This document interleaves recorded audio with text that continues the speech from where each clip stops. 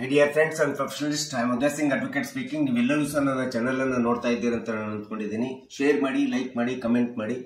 ಮತ್ತು ಇನ್ನೂ ಯಾರ್ಯಾರು ನನ್ನ ಚಾನೆಲ್ಗೆ ಸಬ್ಸ್ಕ್ರೈಬ್ ಆಗಿಲ್ಲ, ದಯವಿಟ್ಟು ನಿಮ್ಮ ಸಹಕಾರ ಮತ್ತು ನೀವು ಸಬ್ಸ್ಕ್ರೈಬ್ ಆಗಬೇಕಂತ ಕೇಳ್ಕೊಳ್ತಾ ಇವತ್ತು ನಾನು ಇನ್ನೊಂದು ವಿಷಯವನ್ನು ಇಟ್ಕೊಂಡು ನಿಮ್ಮ ಮುಂದೆ ಬಂದಿದ್ದೀನಿ. ಇವತ್ತು ನಾನು ಆಯ್ಕೆ ಮಾಡ್ಕೊಂಡಿರ್ತಕ್ಕಂಥ ವಿಷಯ ಅಂತಂದ್ರೆ CRPC ಸೆಕ್ಷನ್ 125 ಅಡಿ ಒಳಗಡೆ ಜೀವನಾಂಶ ಕೇಳುವುದರ ಬಗ್ಗೆ ಸರ್ವೋಚ್ಚ ನ್ಯಾಯಾಲಯ ಒಂದು ತೀರ್ಪನ್ನು ಕೊಟ್ಟಿದೆ. ಆ ಒಂದು ಸರ್ವೋಚ್ಚ ನ್ಯಾಯಾಲಯ ಕೊಟ್ಟಿರ್ತಕ್ಕಂಥ ತೀರ್ಪಿನ ಬಗ್ಗೆ, ಜೀವನಾಂಶದ ಕೊಡುವುದರ ಬಗ್ಗೆ ತೀರ್ಪಿನ ಬಗ್ಗೆ ಈ ಒಂದು ವಿಡಿಯೋ ಮೂಲಕ ನಾನು ನಿಮ್ಮ ಮುಂದೆ ತಿಳಿಸಲಿಕ್ಕೆ ಇಷ್ಟಪಡ್ತಾ ಇದ್ದೆ.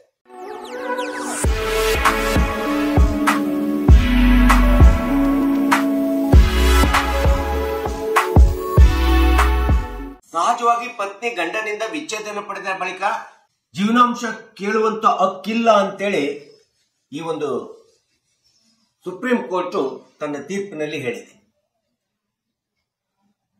ಹಾಗಾದರೆ ಯಾವ ಸಂದರ್ಭದಲ್ಲಿ ಪತ್ನಿಯಾದಂಥವಳು ಅಥವಾ ಹೆಂಡತಿಯಾದಂಥವಳು ತನ್ನ ಜೀವನಾಂಶವನ್ನ ಗಂಡನಿಂದ ಪಡೆಯಲಿಕ್ಕೆ ಹಕ್ಕಿಲ್ಲ ಎಂಬತಕ್ಕಂಥದ್ದನ್ನ ಈ ವಿಡಿಯೋ ಮೂಲಕ ತಿಳ್ಕೊಳ್ಳಿಕ್ಕೆ ಪ್ರಯತ್ನ ಮಾಡೋಣ. ಮಧ್ಯಪ್ರದೇಶ ರಾಜ್ಯದ ಅಥವಾ ಮಧ್ಯಪ್ರದೇಶದ ಮೂಲ ದಂಪತಿಗಳಾಗಿರ್ತಕ್ಕಂಥ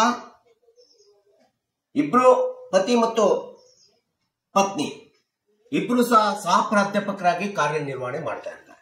ಅಸಿಸ್ಟೆಂಟ್ ಪ್ರೊಫೆಸರ್ ಆಗಿ ಕಾರ್ಯನಿರ್ವಹಿಸ್ತಾ ಇರ್ತಾರೆ.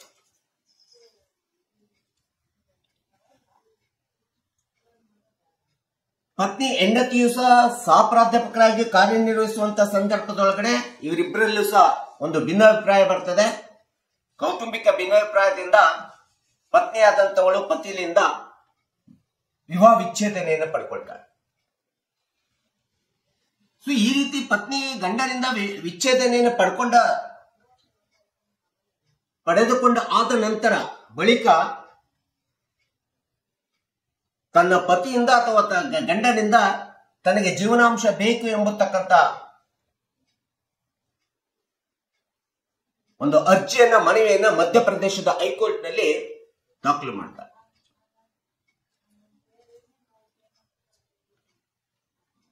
ಸೊ CRPC 125 ಅಡಿ ಒಳಗಡೆ ಮಧ್ಯಪ್ರದೇಶದ ಹೈಕೋರ್ಟ್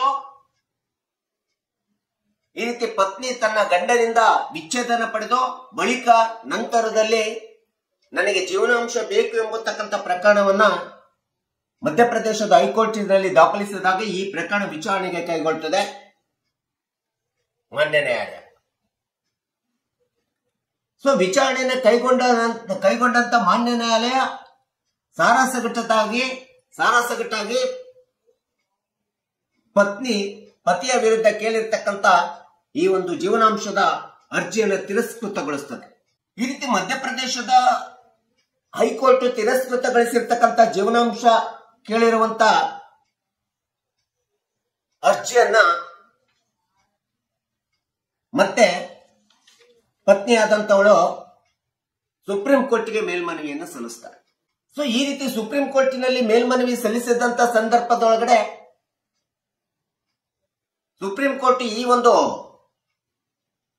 ಮೇಲ್ಮನವಿ ಪಿಟಿಷನ್ ಅನ್ನ ವಿಚಾರಣೆಗೆ ಕೈಗೊಂಡಂತ ಸಂದರ್ಭದಲ್ಲಿ ಅವಳ ಗಂಡನಾದಂಥವನು, ಪತಿಯಾದಂಥವನು, ನನ್ನ ಹೆಂಡತಿ ಉನ್ನತ ಹುದ್ದೆಯಲ್ಲಿದ್ದಾಳೆ, ತಿಂಗಳಿಗೆ 60,000ದಷ್ಟು ಸಂಬಳವನ್ನು ವೇತನವನ್ನು ಪಡ್ಕೊಳ್ತಿದ್ದಾಳೆ, ಅವಳಿಗೆ ಜೀವನಾಂಶ ಕೊಡತಕ್ಕಂತ ಅವಶ್ಯಕತೆ ಉಂಟಾಗುವುದಿಲ್ಲ ಎಂಬತಕ್ಕಂಥ ವಾದವನ್ನು ಮಂಡನೆ ಮಾಡ್ತಾನೆ.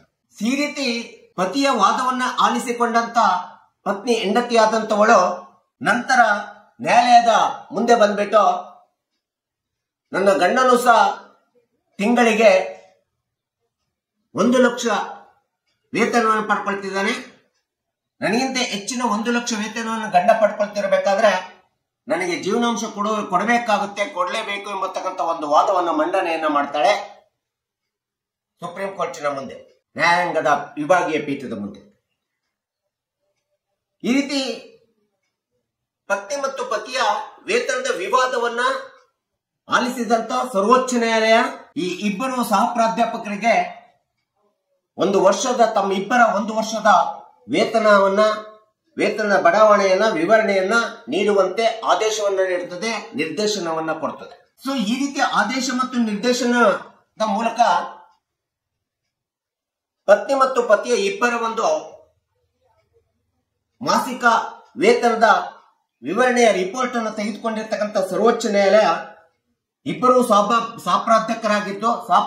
ಪ್ರಾಧ್ಯಾಪಕರಾಗಿದ್ದು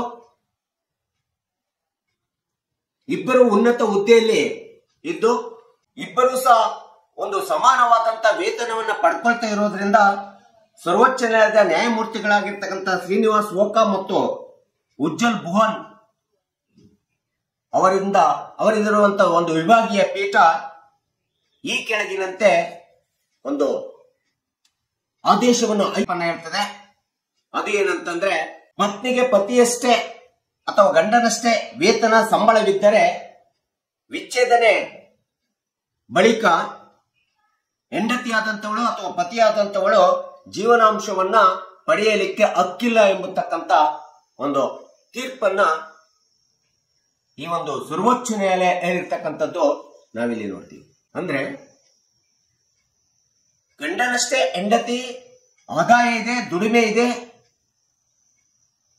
ಇಬ್ಬರೂ ಸಮಾನವಾದಂತ ಒಂದು ಮಾಸಿಕ ಆದಾಯ ಇದೆ ಎಂಬತಕ್ಕಂಥ ಸಂದರ್ಭದೊಳಗಡೆ ವಿಚ್ಛೇದನ ಪಡೆದಂತ ಪತ್ನಿಯಾದಂಥವಳು ಪತಿಯ ವಿರುದ್ಧ ಯಾವುದೇ ಜೀವನಾಂಶವನ್ನು ಕೇಳಲಿಕ್ಕೆ ಹಕ್ಕು ಇಲ್ಲ ಎಂಬತಕ್ಕಂಥ ಒಂದು ಐತಿಹಾಸಿಕ ತೀರ್ಪನ್ನ ಈ ಒಂದು CRPC 125 ಅಡಿ ಒಳಗಡೆ ಸರ್ವೋಚ್ಚ ನ್ಯಾಯಾಲಯ ರೀಸೆಂಟ್ ಆಗಿ ಪ್ರಸ್ತುತವಾಗಿ ಹೇಳಿರ್ತಕ್ಕಂಥದ್ದು ನಾವೆಲ್ಲರೂ ಸಹ ತಿಳ್ಕೋಬೇಕು, ಕಕ್ಷಿದಾರರಿಗೆ ಮತ್ತು ಸಾರ್ವಜನಿಕರಿಗೆ ಗೊತ್ತಾಗಲಿ ಎಂಬತಕ್ಕಂಥ ಹಿನ್ನೆಲೆಯನ್ನು ಇಟ್ಕೊಂಡು ಈ ವಿಡಿಯೋನ ಮಾಡಿದ್ದೀನಿ. ದಯವಿಟ್ಟು ನನ್ನ ವಿಡಿಯೋ ಇಷ್ಟ ಆಗಿದ್ರೆ ಶೇರ್ ಮಾಡಿ, ಲೈಕ್ ಮಾಡಿ, ಕಮೆಂಟ್ ಮಾಡಿ ಮತ್ತು ನನ್ನ ಚಾನೆಲ್ಗೆ ಇನ್ನೂ ಯಾರ್ಯಾರು ಸಬ್ಸ್ಕ್ರೈಬ್ ಆಗಿಲ್ಲ ದಯವಿಟ್ಟು ಸಬ್ಸ್ಕ್ರೈಬ್ ಆಗಿ ಅಂತ ಕೇಳ್ಕೊಳ್ತಾ ಇವತ್ತಿನ ವಿಷಯಕ್ಕೆ ವಿರಾಮವನ್ನು ಹೇಳ್ತೀನಿ. ಇನ್ನೊಂದು ವಿಷಯ ಅಂತ ಇಟ್ಕೊಂಡು ನಿಮ್ಮ ಮುಂದೆ ಬರ್ತೀನಿ. ಜೈ ಹಿಂದ್, ಜೈ ಕರ್ನಾಟಕ.